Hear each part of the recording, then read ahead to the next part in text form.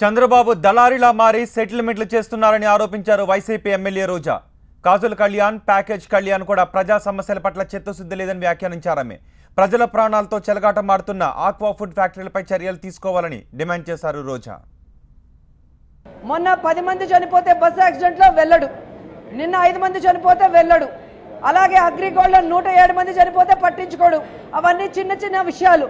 కానీ వాళ్ళ నాయకులు ఏదైనా దాడులు చేసి కేసుల్లో ఇరుక్కుంటారంటే మాత్రం సెటిల్మెంట్ చేయడానికి వెంటనే ప్రత్యక్షమవుతాడు. నిజంగా ఈరోజు యాజమాన్యం కేర్లెస్ వల్ల ఈరోజు 5 మంది చనిపోతే ఈరోజు చంద్రబాబు నాయుడుకి ఏం అవసరం?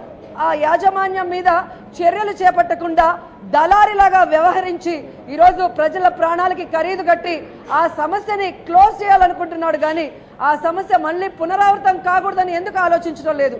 వాళ్ళు ఏదైతే భయపడ్డారో అది ఈరోజు నిజమైంది. మొగల్తూరులో రేపు తుందిర్తుల్లో అయ్యే అవకాశం ఉంటుంది. కాబట్టి వైఎస్ఆర్ కాంగ్రెస్ పార్టీ తరఫున డిమాండ్ చేస్తున్నాం, ఇలాంటి విషవాయుల్ని వెలువడి చేసే ఫ్యాక్టరీలు కానీ ప్రాసెసింగ్ యూనిట్లు కానీ మీరు సముద్రం సైడ్కి తరలించాలే కానీ ప్రజల మధ్యలో పెడితే మాత్రం ఒప్పుకునే పరిస్థితి లేదని కూడా గట్టిగా చెప్తున్నాను. ఎమ్మెల్సీని గెలిపించుకోకపోతే మినిస్టర్ ఇవ్వనని చెప్పి మరి భూమా నాగిరెడ్డి మరణానికి కారణమైన చంద్రబాబు నాయుడు మరి 11 రోజుల్లో పూజారి దగ్గర నీళ్లు కూడా చల్లించుకోకుండా తండ్రిని ఏదైతే 4 గంటలకి మరి దహనం చేశారో ఆ దహనం చేసిన ఆ మంటలు కూడా ఆరకముందే ఆ ఆడపిల్లను తీసుకొచ్చి ఈ అసెంబ్లీలో శవ రాజకీయాలు చేసి అది కూడా రాజకీయంగా తన లబ్ధి కోసం ఎలా దిగజారిపోయాడో చంద్రబాబు నాయుడు మీరందరూ గమనించాలి.